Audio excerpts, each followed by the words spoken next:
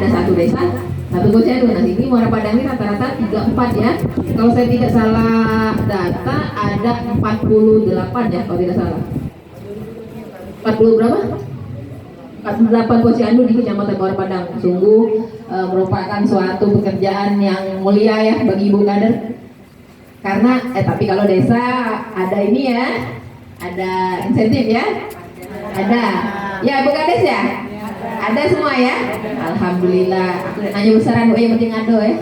Yo, jangan diomongkan posyandu ini kadernya bekerjanya Romla Bu. Tahu Ibu Romla? Bu Romla, bukan Ibu Romnya Romla. Romla tuh rombongan lillahi ta'ala. Ya, ya.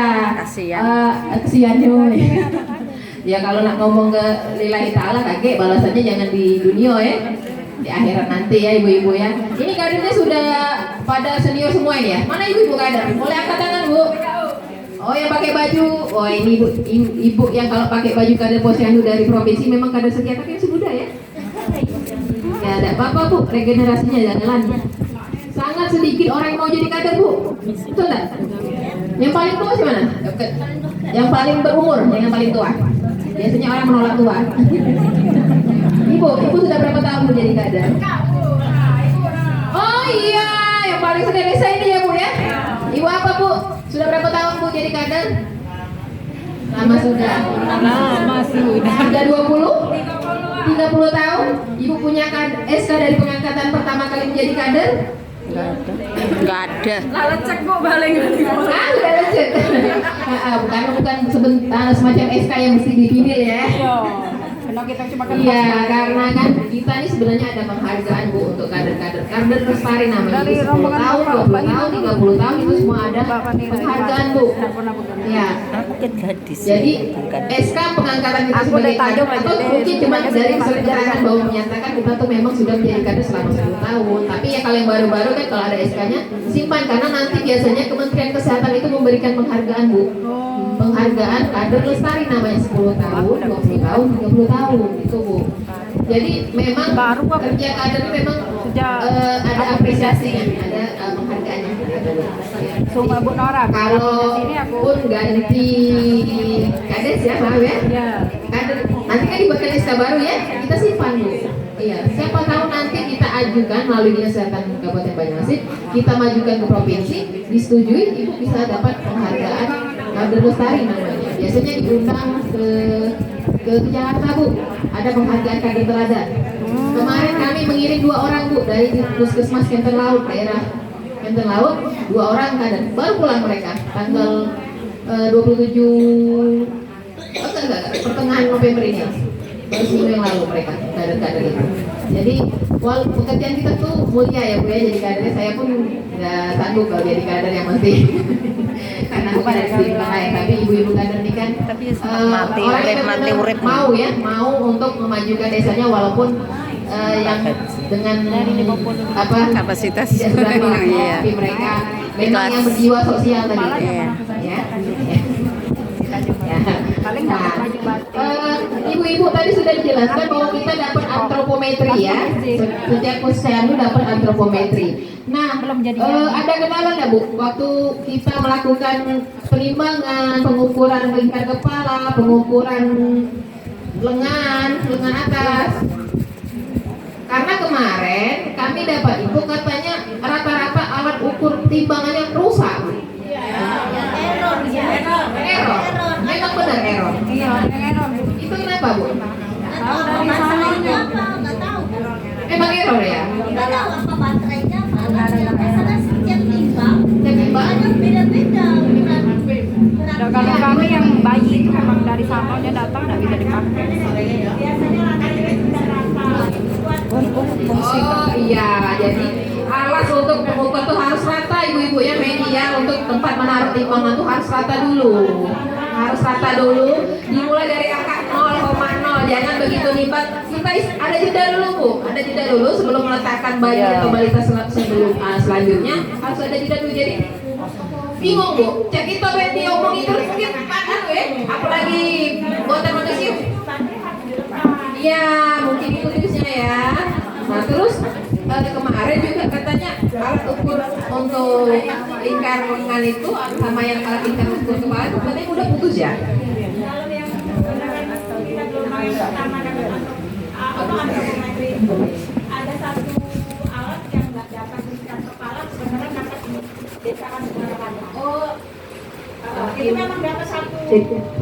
Kami koordinasi dengan puskesmas memang ada satu alat yang nggak dapat lingkar kepalanya. nggak ada. Karena dilaporkan. Oh, nanti kami laporkan ke Ibu Wardia ya, karena antropometri. Yang lain ada semua. Ada beruntung nanti. Iya. Tapi kan ada alat sebelum itu kan tidak ada kan? Nah katanya itu mudah putus katanya. Apakah terlalu kuat menarik waktu mengukur lingkar kepala atau bagaimana? Yang punya ibu-ibu di ibu bidan desa nggak ada ya? Bagus semua ya? Maksudnya di posyandu, ibu-ibu nggak ada? Bagus ya? Alat lingkar? Oh, Ada putus kami. ada yang putus? Mudah putus memang. Itunya putus. Tadi saya juga lihat ada yang lepas. Berarti kan jadi masukan ya untuk kita yang mungkin ke Kementerian Kesehatan kalau bisa bahannya itu yang agak bagus lah ya. Jadi tidak mudah putus, tidak mudah lepas yang untuk itu utamanya karena itu sangat mempengaruhi hasil pengukuran. Nah, tadi Pak Nizar juga menjelaskan waktu pengukuran ya. Jadi itu ada metode-metodenya Bu pengukuran. Kita lihat dulu. Kalau kita mengukur bayi Bu ya, usianya kurang dari 24 bulan misalnya, tapi dia sudah bisa berdiri. Jadi kita pakai stadiometer yang pakai alat ukur tinggi itu. Nah, itu ada toleransinya Bu. Kalau yang di bawah 2 tahun itu ditambahkan 0,7 cm Bu. Karena kan kalau bayi di bawah 2 tahun bayi. Ya, balita lah ya. Dia kan udah bisa berdiri, tapi dia kan gerak-gerak Bu. Jadi nggak mantap, jadi nggak pas kita ngukurnya kan. Nah, itu toleransinya bisa ditambah 0,7 cm. Nah, kesalahan pengukuran itulah yang kadang menyebabkan kita dapat stunting itu tadi. Iya, itu. Nah, begitupun juga dengan anak yang diukur dengan cara berbaring. Kita lihat dulu, lepas dulu topinya. Iya. Iya, mana tahu dia pakai topi yang berapa senti kan? Panjang. Nah, itu kesalahan-kesalahan pengukuran yang kita bisa anggap sepele itu bisa jadi mempengaruhi. Makanya tadi, iya, lulusan dulu tentunya pas-pas tuh antara yang infant meter gitu ya, yang ini ya. Nanti kamu ukurin dekat sini, sudah berselisih berapa senti, masuk lagi kategori stunting. Jadi memang benar-benar di standar pengukuran itu memang diterapkan. Yang stadiometer yang tinggi itu Bu ya, ada kan? Alat ukur tinggi Ibu Kader ya, karena yang ukurnya kan Ibu Kader kan, Ibu Bidan kan terakhir di pelayanan kesehatan kan. Harus mepet-mepet Bu, lepas dulu sepatunya. Tuh 5 titik, aduh apa? 5 titik bagian tubuh itu harus benar-benar mepet dinding Bu. Kepala, belakang, pantat ya, sampai tumit Bu, harus benar-benar menempel di dinding. Lepas dulu. Begitupun juga dengan sepatu ya, waktu menimbang berat badan. Lepas dulu sepatunya. Kalau dia pakai pampers ada toleransi ya. Kira-kira mereka anak ini sudah kencing lah banyak lah berapa berat. Kaget. Kalau mah kencing berat badan lah sekilo, tambah ke pampers. Berat pampers itu. Ya. Memang ibu-ibu kan itu memang harus Teliti. Teliti. Harus ada mengikuti standar-standar pengukuran penimbangan seperti itu. Ya. Ukur berat tadi jadi saya mana tahu anak kayak bayi yang dibawa tuh pakai baju yang princess itu yang tebal itu. Kalau berat kan baju yang apa namanya itu Bu? Yang pakai main-main itu tebal itu. Layer-layer. Nah, yang layer-layer itu. Tahu ibunya senang maknya anak yang pakai baju slayer-slayer itu kan. Itu kan sudah mempengaruhi berat badan ya. Jadi ada toleransi. Seperti yang saya bilang tadi ada 0,7 untuk balita yang kita timbang secara berdiri, harus ditambah 0,7 seperti itu Bu. Masalah pencatatan pelaporan, market buku standarnya macam mana Bu? Kader-kader kalau waktu pencatatan pelaporan, bukunya ada panduan tersendiri atau buat baik? Buat baik? Wajib. BP tingginya di buku. Buku biasa. Kayaknya nih. Seharusnya ada itunya. Ada yang organiknya. Ya. Seharusnya ada Sebenarnya itu. kan dari tahun Buku panduannya. 2021 kalau salah ya, kami sudah cetak namanya Sistem Informasi Posyandu. Pernah lihat Bu, buku Sistem Informasi Posyandu dibagikan nggak waktu itu ke kader? Ada 6 format buku. Yang Sampai dah. yang besar. Ya, Sistem Informasi Posyandu ada format 1 tentang data anak itu. Nah, sebenarnya itu bisa diteruskan Bu. Jangan habis buku itu udah kamu lanjutkan lagi. Kan bisa di apa? Kalau ada dananya bisa dicetak ulang. Kalau tidak ada dananya kan bisa pakai buku besar. Terus kita salin tabel-tabelnya. Nah itu yang jadi penilaian kita.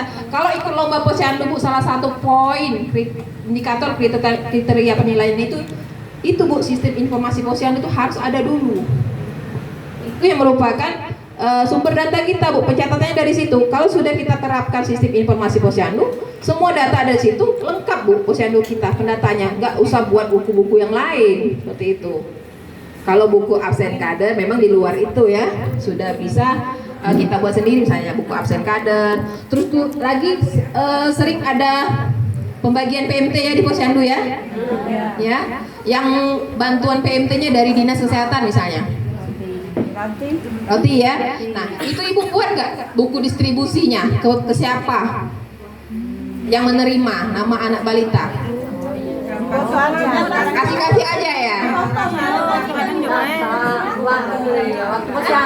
Foto ya. Bagusnya dibuat Bu. Buku distribusi PMT posyandu apa misalnya namanya, tahun berapa? Tiap bulan ya, per bulan. Karena Bu, yang bantuan-bantuan yang bersifat barang ya, apalagi yang didistribusikan langsung dari Kementerian Kesehatan misalnya Bu, itu sering diperiksa Bu kami. Apakah memang terdistribusi langsung ke sasaran atau tidak, atau maaf ngomong habis dimakan yang lain. Seperti itu Bu. Saya Bu terutama yang sering diperiksa Bu masalah bantuan-bantuan alat-alat. Jadi minta tolong mungkin ditambahin lagi Bu ya, misalnya nanti dapat bantuan, tolong dibuat buku distribusi. Buku ini aja Bu, buku tulis aja. Buku tulis siapa yang menerima, nama anak, nama orang tua, itu aja sudah diterima. Ya, tanda tangan misalnya kan di parap gitu, atau ada foto boleh difoto ya, foto rame-rame ya setelah menerima ya, boleh satu saja mungkin fotonya, karena itu langsung diperiksa oleh Irjen ya, Inspektorat Jenderal di Kementerian, karena itu bantuan hibah itu agak ini Bu, ribet pemeriksaannya sampai turun ke desa, mereka malah uji petik kadang tuh. Sedang begitu, yang ini bagian jalan ternyata mereka lain daerah karena mereka menentukan sendiri wilayah pemeriksaannya. Bu, absen kader, buku penyuluhan. Nah sekarang kader-kader ini harus memiliki 25 ke depan ya. Kami Dinas Kesehatan masih bertahap melaksanakan workshop pelatihan kader. Mohon maaf kemarin cuma dapat berapa kecamatan, jadi Muara Pedang belum sempat kami undang workshop kader posyandu ya. Jadi memang workshop kader posyandu tuh bukan hanya nanti bisa melakukan penimbangan dan pengukuran saja. Mereka harus tahu bagaimana, ini kan kader posyandu ini bukan hanya kader posyandu ya ibu-ibu ya, paham maksud saya? Ibu-ibu juga merangkap kader apa saja? Kader PKK, kader PAUD ya, kader IFA, kader BKB belum ada di sini ya. Kader apa lagi? Nah, kader KB. Ya jadi memang kalau di desa orangnya ini lah Bu ya. Cuman beda SK barangkali Bu ya. Malak ya. Ya jangan malak Bu. Tadi kaget kalau lah berapa puluh tahun kayak dapat ini. Lagi ini tangan Bu Reni ya. Jadi biasanya HKG Bu Reni ya. Hari Kesatuan Gerak PKK di Kabupaten. Biasanya Bu Reni minta data-data kader-kader yang aktif, yang lama-lama, yang senior, memang yang lengkap administrasinya biasanya selalu ada. Cuman tahun ini belum ada. Belum ada. Ya biasanya kita selalu memberikan apresiasi untuk kader-kader yang aktif di desa ya, kader posyandu terutama. Ya Bu. Nah, apalagi saya ngomong tadi. Oh ya, workshop kader ya. Jadi pelatihan kader. Jadi kader itu nantinya akan ada 25 kompetensi kader. Aku bawa deh ya, ini. Jadi bukan hanya bisa menimbang saja, mengukur saja. Kader itu harus bisa penyuluhan. Kader-kader itu iya, ada betul. penyuluhan. Seharusnya memang harusnya kayak gitu. Memang harus ada. Contohnya apa, Bu? Penyuluhan apa, Bu? Bisa. Disiplin, ketertiban, kesehatan itu kan penyuluhan yang harus disampaikan. Yang materi mudah-mudah saja, Bu, kader itu. Iya. Kalau pernah dapat buku panduan pengelolaan posyandu terutama untuk kader bagi keluarga sadar gizi, di belakang buku itu paling banyak materi penyuluhan, Bu. Nah, iya. Buku yang warna hijau dulu pernah kami distribusikan, kalau memang masih ada. Ya. Bu Reni, ini sudah hampir setengah jam, Bu Reni. Oh, lanjut ya. Ayo bisa honor aku di rupanya. Berolah aku dibayar, Bu Reni. Lanjut Bu, belum jam 12. Oke. Kita tidak salat Jumat. Jadi ya, kader itu harus punya 25 keterampilan dasar. Nah, 20 keterampilan dasarnya B 25, berarti ada keterampilan yang lebih lanjut dan mahir, Bu. Baca lebih dari situ, Bu ya. Nah. Sebenarnya, Bu, itu tuh gawe kita sehari-hari, Bu. Iya. Cuman sekarang dikelompokkan, Bu, dikelompokkan. Dipraktekkan. Per siklus hidup, maksudnya dari bayi, balita, anak-anak, remaja, dewasa, lansia, siklus hidup kan, Bu. Dari Iya. bayi sampai lahir, ibu hamil segala macam. Jadi kader tuh harus tahu. Nah, ngomong-ngomong siklus hidup posyandu remajanya ada nggak, Bu, di sini? Belum ya, satu pun belum terbentuk. Tajaya, posyandu remaja. Ya, kadernya? Kadernya remaja atau ibu-ibu kader ini? Remaja ya. Jadi jangan salah, nanti namanya posyandu remaja, kadernya lansia. Nah. Ya, jadi beda kan, Bu. Kalau kader posyandu remaja itu rata-rata anak remaja. Ya baik yang jadi kader. Pesertanya pun remaja. Jadi diklasifikasikan menurut siklus hidup. Saya bacakan, Bu ya. Apa, Bu? Jadi keterampilan dalam pengelolaan posyandu itu yang pertama. Jadi, Bu, kader itu ya kalau di Kementerian Kesehatan ataupun sudah di tingkat kabupaten ya sudah ada. Jadi kader itu kalau dia bisa satu saja keahlian. Jadi Ibu pernah ikut PKK? Pramuka ada, Bu? Pernah. Jadi kalau kita ikut pramuka ya, kalau kita ambil satu tanda kecakapan khusus kita dapat apa? TKK, lambang TKK ya.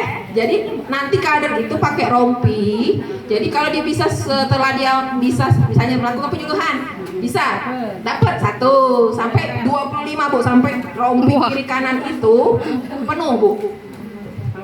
Ya, jadi sebutnya itu nanti sebutnya itu ada tingkatan juga, Bu.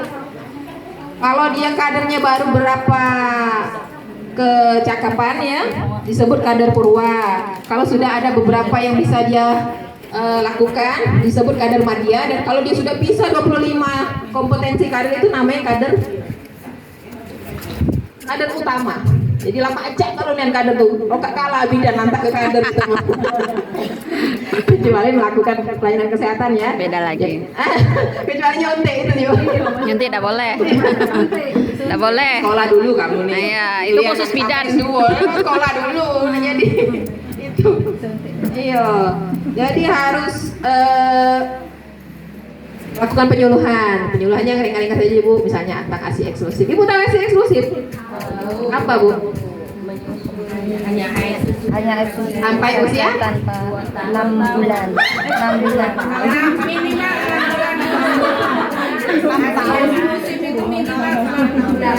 Minimal 6 bulan. Apalah sampai 60 tahun tadi eksekutif, Bu, namanya. Ya, tanpa makanan tambahan lainnya ya. Ya, memang dia ASI tapi kamu juga bisa ngerebus, ubi rebus, madu segala macam, jangan gugur lah itu dia eksklusifnya ya.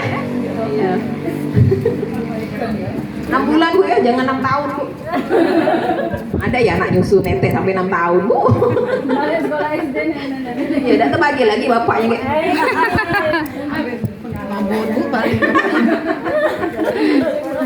Jadi bisa melakukan penyuluhan simulasi perkembangan vitamin A dan obat cacing. Kader juga ikut ya? Kalau pembagian obat cacing. Obat cacing banyak di sekolah Bu Yulia ya? Ya, di posyandu atau posyandu juga? Posyandu juga ya? Oke. Lakukan penyuluhan tentang minum tablet tambah darah. Ya. Atau cuma di sekolah tablet tambah darah? Iya. Posyandu juga ya? Nah, sekolah ya. Kalau hamil ya, untuk yang ibu yang ya tadi ya, misalnya ada yang anemia, langsung diberikan. Tapi kita penyuluhan dulu Bu, manfaatnya apa, seperti itu, untuk apa. Tapi kamu ngenjuk-ngenjuk beda, kamu jelaskan, bingung ya. Nah makanya sekarang kader harus bisa melakukan penyuluhan. Itu maksudnya kompetensi itu bahwa kader itu memiliki apa? Ilmunya. Ya, bahasa sederhananya itu. Tadi yang stunting itu di desa mana Bu? Ada stunting tadi di desa mana? Ya katanya ada stunting tadi. Nggak ada. Tahun ini nggak ada stunting ya? Kalau laporan dari 15 desa sudah ada yang stunting kan? Ada gizi buruk di Sidoarjo tapi sudah ditangani. Gizi buruk. Bukan gizi buruk, apa sih? Dikurang. Gizi buruk belum masuk kata dia. Kurang dia. Sebenarnya bukan stunting tadi kata Pak Iza tadi ya. In- Kita kesalahan Ukuran. pengukuran. Jadi kalau sudah kesalahan cara pengukuran, jadi dia dianggap stunting akhirnya karena tidak mencapai standar. Standar. Tidak sesuai dengan tinggi badan. Nah, silakan Pak Iza tadi minta tipsnya apa tadi Bu Eri, para kader udah tahu ya caranya tadi Ya. mengukur tinggi badan, jangan sampai estimasinya berapa penambahannya tadi. 7. Masih berarti masih ditolerir kita ini. Jangan sampai anaknya stunting lah, jangan sampai pas pendataan dia stunting. Ya, karena kalau satu saja status kasus stunting sekabupaten angkat Bu, kerok gitu. Turun kalau ada turun lagi rombongan Bu Reni ke sini ngurusin stunting diajak Ibu ketua ya. Jadi pemantauan Bu, kader juga harus melakukan pemantauan. Ibu-ibu kader kunjungan rumah ada? Enggak. Ada kunjungan rumah? Enggak. Jadi misalnya bayi itu, kita kan tahu kan sasaran balita kita di desa, di posyandu itu siapa-siapa ya yang punya balita ya. Nah, ada nggak yang nggak datang? Ada. Pernah nggak dikunjungi?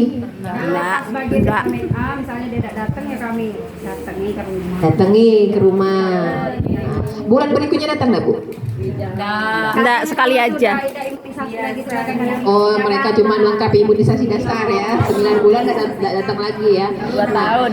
Oke, itu yang ikut imunisasi. Nah, yang nggak pernah ikut imunisasi posyandu? Ada. Tinggal limbang-limbang biasanya. Kenapa? Alasannya Bu? Alasannya tiap kali nak posyandu demam terus anaknya. Ah. Ngapu sih Bu, takut dengan posyandu. Malah posyandu itu anak menyehatkan anak. Kan ada ininya. Ada obatnya. Nah, itu tadi Bu, peran kader kita harus memberikan edukasi penyuluhan ya Bu ya. Sudah, masih Ada lihat Bu Aduh ya. Ada yang ada lagi. Anda baca di Datangi dirayu pokoknya nah pakai masih enggak datang. Kami gosok. Mending kami. Kadang ada bapaknya lah batas nyerah ya. Nah, jadi kader harus bisa Bawa sembako Bu itu pasti berangkat aja.